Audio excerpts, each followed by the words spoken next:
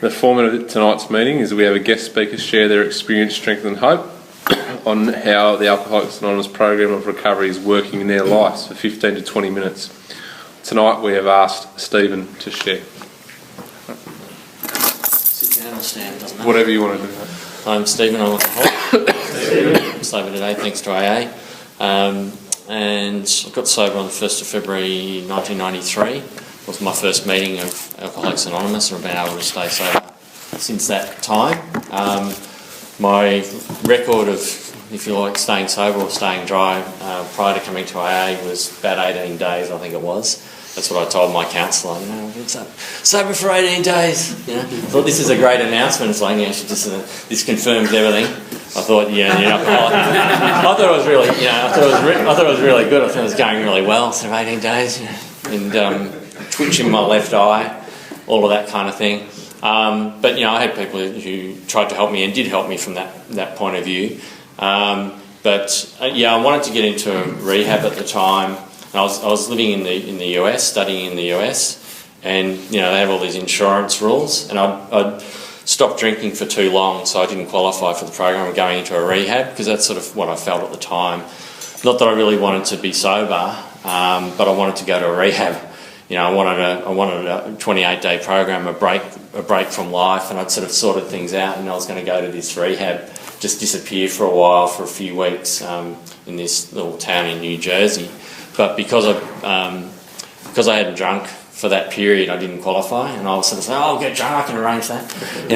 That's all right.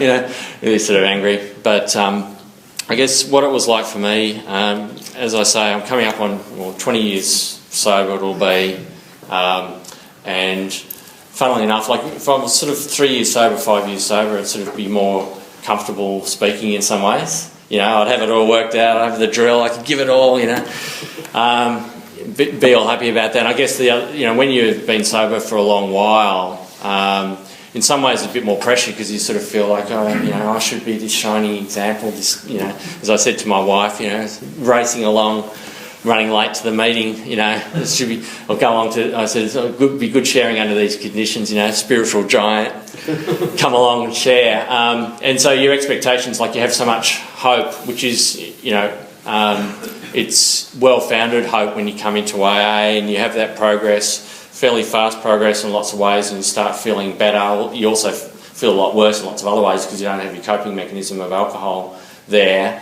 But you get these progress, and also because you're beaten down, and for me it was such a struggle to stay sober, like just pure physical sobriety was a real struggle, even though I did maintain it. As I said, I've been able to stay sober from my first meeting, but it was really, really hard, and that was what was good for me, is when I stopped drinking, that was the best indication of how I was an alcoholic, because previously I didn't stop for long enough to see how dependent I was on it. So the longer because you do the test and say, I'm not too bad, I've stopped drinking for a week and now I can let it rip again. But when you've stayed stopped for a really long period, you get to see how dependent you are on it and how difficult it is to live without it, and that's the case it was for me. But then gradually you start to cope, it gets comfortable for you not drinking, and that was sort of a big thing for me just in itself. Some people say, look, I'm here to, on a spiritual journey, all of that, that's all great, but for me it was actually the idea that I could live without drinking and that would be okay. That took quite a long time. So then that happens, and then your life starts to get a bit better, and you get the good jobs, and you think, thank you God, it's all it's given to you. And of course then a whole lot of bad stuff comes, and you say, I don't know how I can rationalise that. But you get much more comfortable with being sober, and when you get more comfortable with being sober, you can start, as it says, taking back your own will, the surrender, as others have said, where you throw in the towel. And then you start, you grab the towel back and you start ripping off little pieces of throwing in the towel later, because you get more resilient, you get more comfortable with being sober. And what I mean by that is your standards in other areas can drop because you've got the sort of resilience of being sober. And so when you've been sober for a long time, the standards go up in terms of honesty and all those sorts of things. And I guess you feel it worse in a sense, if you have sort of regression over time, and 20 years is a long time. It's a day at a time, but you get that kind of resilience. It's important, I guess, to continue progress. It says, we are not saints, but you can use that as a cop-out. The point is that we are willing to grow along spiritual lines, but at certain times when your life fills up with other things, and as I say, you get more resilient in terms of staying sober physically, you can forget that aspect. So for me, I'm definitely not a saint. No risk of approximating that.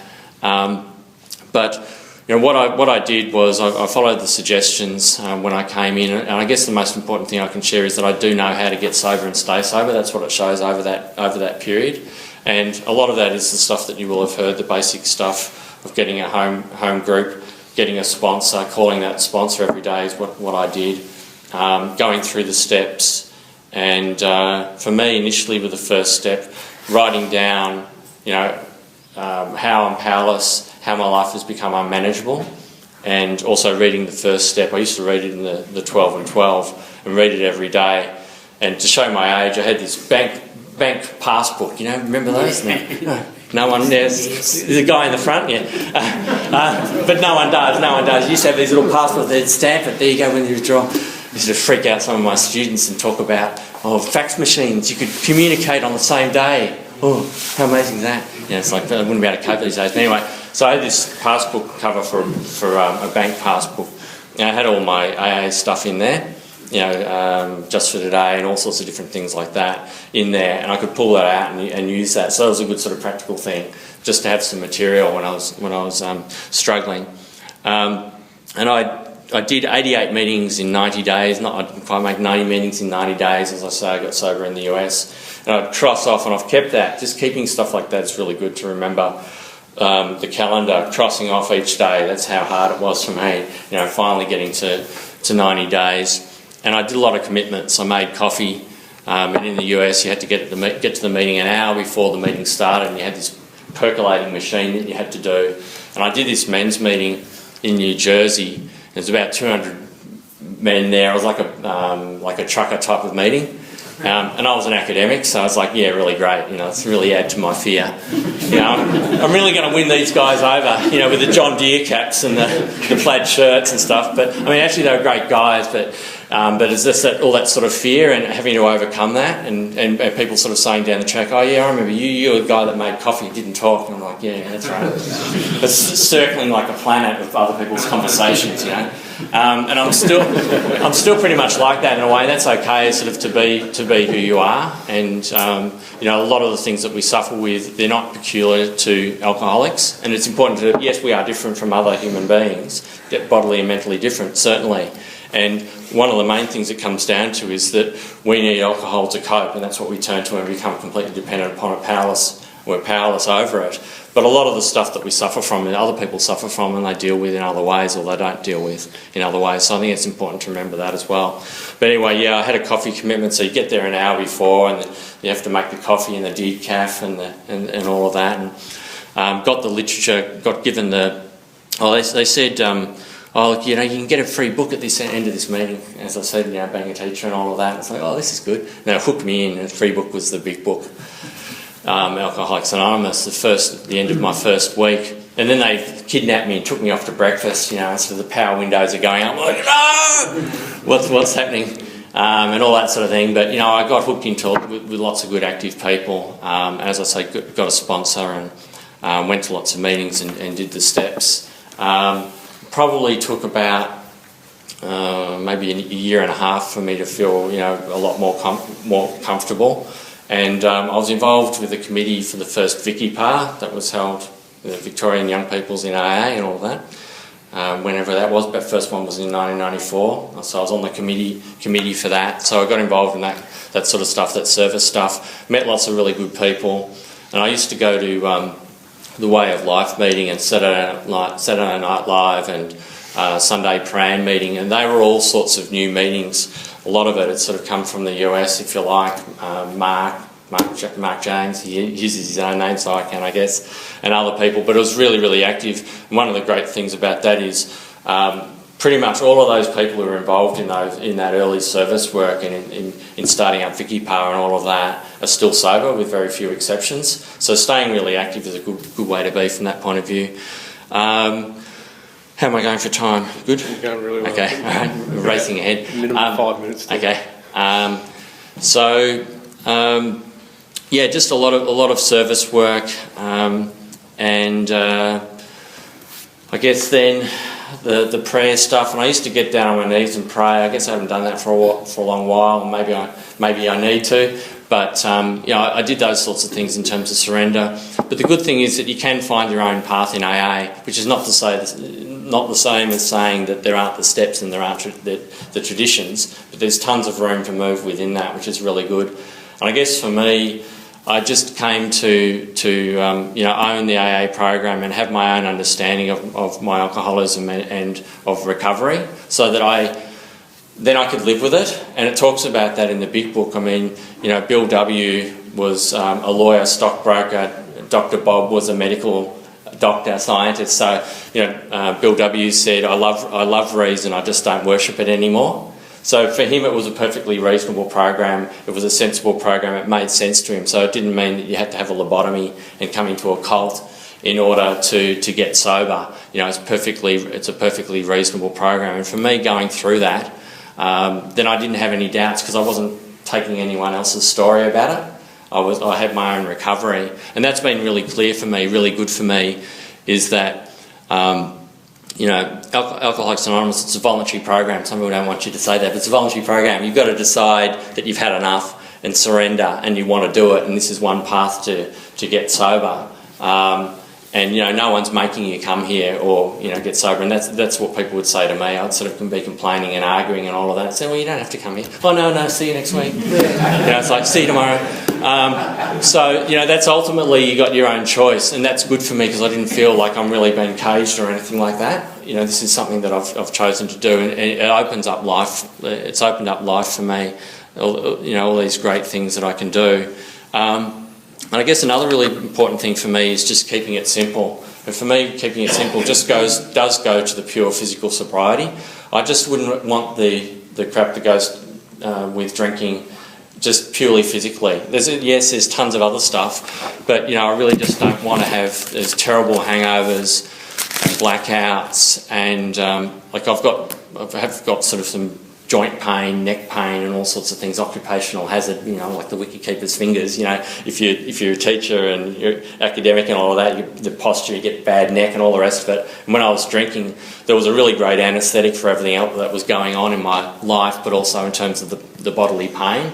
And then I'd have the hangover, and it'd just be racked with pain and throwing up, and the idea that it was normal to throw up every few weeks. Whereas, now I've always been sober for 20 years. I've thrown up twice, both for perfectly good medical reasons. Back in the day, it was every month I was at least throwing up. So for me, keeping it really simple, I just don't want that. But I also know, keeping it really simple, that I'm still an alcoholic.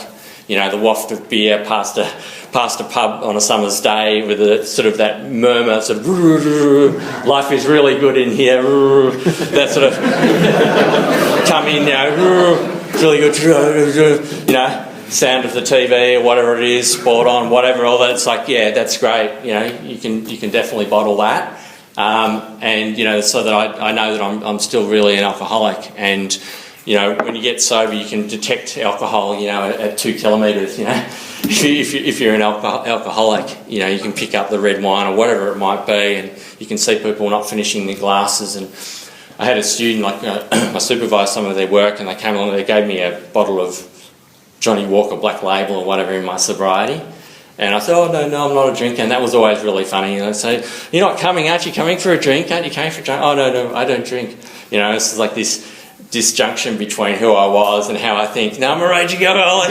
If you only knew. It's like, no, I don't drink. And it's like, because I've been sober for so long, and people have just known me as this sober guy who doesn't drink and all that sort of thing. But it's not to sort of say you've got to get into Christian rock and all that sort of thing when you get sober. And it's like, but sometimes my alcoholic sort of thing sort of rears up. It's like, if only you knew.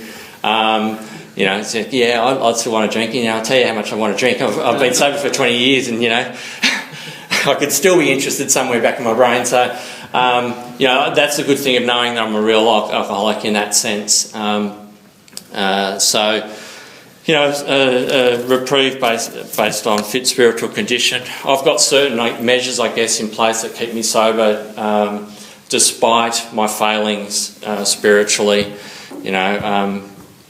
page 69 of the Big Book, for those that know the Big Book quite well. Straight pepper diet, all of that. Some of you might have read that. Maybe you haven't, but anyway, you can look it up. But, those kinds of things in terms of spirituality, I mightn't always be in good, fit spiritual state, but I can stay sober. I've got people I know I can call, and there's always things that I know that I can do, get along to a meeting. I've got enough of a barometer. Like in my early sobriety, someone said to me, one day you're going to have to trust yourself. You're going to have to trust yourself to be able to stay sober. And I'm like, oh, don't tell me that. Because I didn't have that at all. It's like, no, I've got to be a member of the chain gang going to AA. That's the only way I'm going to stay sober. But you can actually get free. And now I do at least have that barometer. I mightn't always do what I need to do. I mightn't go to enough meetings and things like that. But I have got the barometer that when I need to go, I know what to do and I'll do it, which is really good. And I guess, as I say, from my experience, that's the best thing that I can tell you is I do know how to get sober and stay sober, at least physically, and have a measure of a fit spirituality, at least in relation to how I treat others. I'm pretty good on that. Sometimes I'm not as great in my own personal conduct or how I treat myself, but I've got a pretty good record in terms of how I treat others over that period in terms of honesty and being reasonably considerate and making amends when I need to, which is obviously, it's annoying. Sometimes the amends thing can be a bit of a prop. It's like, I've treated you terribly and now I'm just going to make amends for myself so that I feel good. And it's like, the other person's still left there not feeling so great. So, I bear that in mind as well, that, those kinds of amends have to be genuine, not simply, I need to do a fifth step, with my wife or whatever it might be. But, being sober is great. It's given me tremendous opportunities. I rarely say this at a meeting, but I will. I completed a doctorate, which I was able to complete that I wouldn't have been able to complete. I've been able to write a book. I've been able to travel to New York and London, all over the place. I've been married for 10 years. I've got a couple of great dogs that I love, our furry children. So there's lots of things that are really great in my life. And when there's stuff that's not good in my life, it's never about sobriety not being good, and it's never against AA. It's always about me not doing enough. It's a bit like, if I give an analogy with a physiotherapist, you got a really bad knee and they tell you that, they give you a book and say, this is what you've got to do for your rehab, and these are all the exercises you've got to do every day, and you come back 6 months and the doctor say, my knee's not going really well, so and I've got all the books and everything. So how often have you done the exercises? It's like, twice? Oh yeah, that could be a reason. So usually that's what it is. If I'm not going well, I'm not actually carrying out, putting the program into practice, and that's what I continue to do. But because of AA, has worked so well, even when I'm doing a half-assed job, I've still got so much better life than I ever had before. So thanks very much. Good.